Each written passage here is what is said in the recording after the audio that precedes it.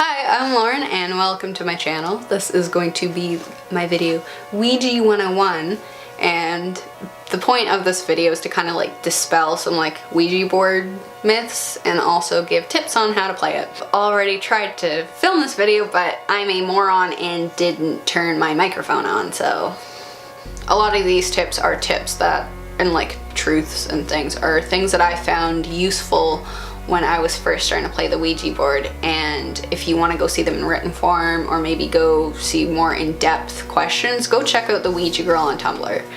So first things first, what is a Ouija board? A Ouija board is a board game much like this one. This is my own personal Ouija board that I made, and you can see that it is kind of like bleeding here and here because a couple Halloweens ago I decided to bring it up to a logging road and test my luck. And turns out there's no spirits up there. Like, there's like the odd one. You're not gonna have any luck, like don't try to go anywhere too remote with the damn thing. And also, if you're gonna use dollar store paints, make sure you use a lacquer, otherwise the paints will get brained off your board. So let me tell you a little bit about some Ouija board history. The Ouija board was originally patented in 1890 by a businessman by the name of Elijah Bond. And at this time, it was the late Victorian era and mysticism was at an all-time high. And people would try to commune with spirits during parties, and like, it was just a fun thing to do, you know? And this stayed basically the same up until the 1970s. During this time, people would play Ouija boards at parties and ask like, oh, who's Martha gonna get with? And like, see what the Ouija board would say. And like, it was kind of like a fun like oracle tool, you know, like you could like speak to the other side, and like, it was fun and neat. And then in 1973, The Exorcist came out and it changed the public perception of Ouija boards forever. They were no longer a fun party game, but instead a portal straight to hell. And the public perception has basically stayed the same since. So what I want to do in this video is kind of dispel a lot of myths and a lot of like misconceptions that have come up around Ouija boards and how to actually play it. First myth, Ouija boards aren't portals. Ouija boards don't go anywhere. You can't like summon anyone through a Ouija board. Basically, it's like spirit omegle. You're not summoning someone onto your computer when you play omegle, you're just playing with whoever's on the server that you happen to match with, you know? Same concept. You can't summon someone from another room, but you can talk to whoever's in the same room, you know? Same kind of thing. So no matter who you're talking to on a Ouija board, that's who's already there. Take that how you like. 2. You can't summon or talk to demons on a Ouija board. Demons have more important shit to do. They're these ancient, powerful beings, at least in the religions that have demons as part of their mythos. And they sure as shit aren't going to spend their time trying to scare some stupid kids on a board game. No, if you're talking to someone that says that they're a demon, they're just trying to spook you. Don't give them your energy, don't give them your time. Let's use just general religious hysteria as an example. You are not going to come into contact with something that you do not believe in. So if you don't believe in demons or you don't really give a shit about demons, chances are you're never gonna have a demonic encounter. Same thing for Ouija boards. And if someone tells you they're a demon, again, they're just trying to scare you. Don't believe them. Number 3, spirits can kill you. No, spirits cannot kill you. Especially not with a Ouija board. The worst thing that could happen is they could build up enough energy to maybe like scratch you or push you, but again, that's in only very, very, very severe and rare cases. With spirits, basically, you don't want to give them their energy if they're assholes. The only way that spirits can get energy is by siphoning it off of like living people, because spirits can't create their own energy. Like we can. Like, see, I can like pick up this book. Also, this is my notebook that I'm writing everything down in. But like I can pick this up and I can move this kind of thing. Like, whereas spirits can't do that. That's why in some cases, if let's say like a cup knocks over or something smashes on the floor, if you don't get freaked out, that's where it's gonna stop. Because you're not giving them the energy that they need to continue to freak you out. So just don't give them the energy to begin with.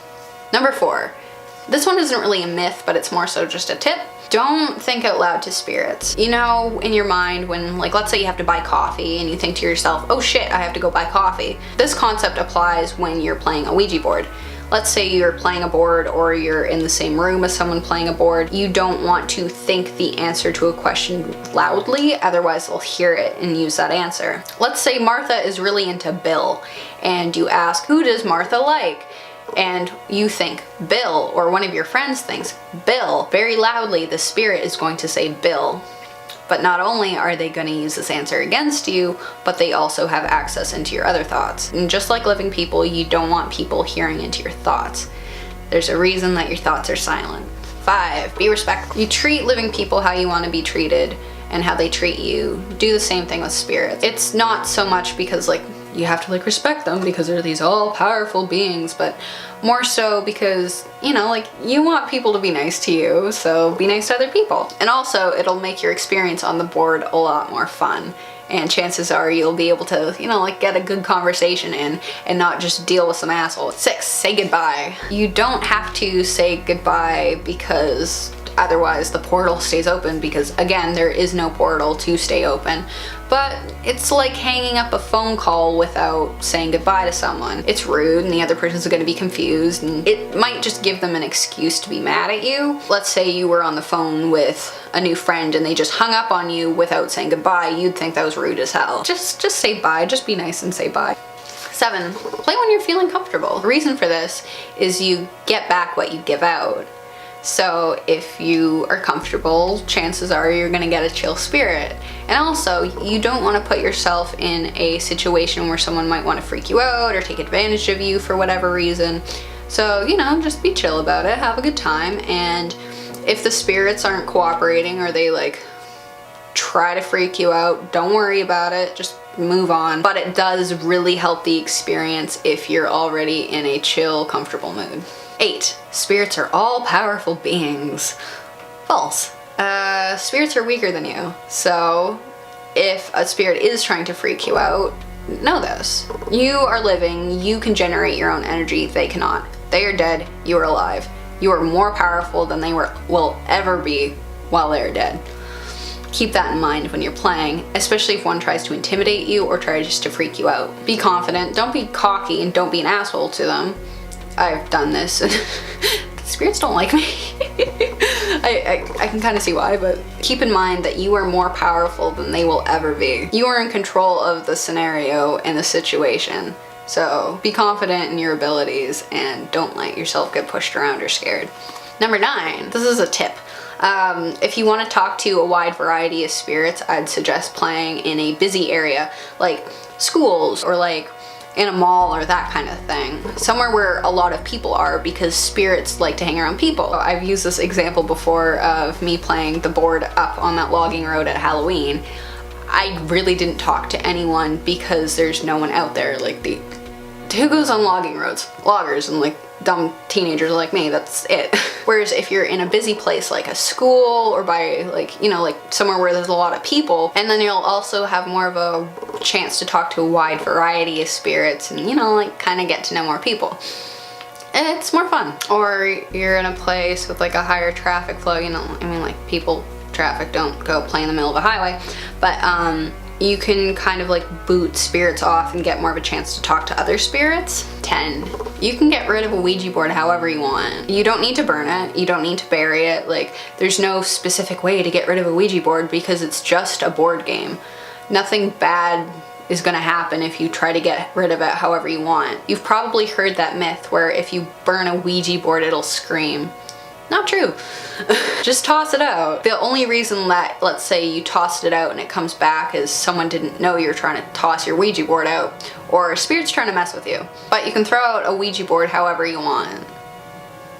Nothing bad's gonna happen. So in conclusion, basically, as long as you're chill and you don't get freaked out and you know that if someone's doing something weird, they're not a demon, they can't do anything, they're just trying to freak you out, you'll have a good time. Or you're like me and you're too cynical and you'll only get other cynical assholes to talk to. Anyways, I hope this was helpful and I'll catch you in the next one. Bye.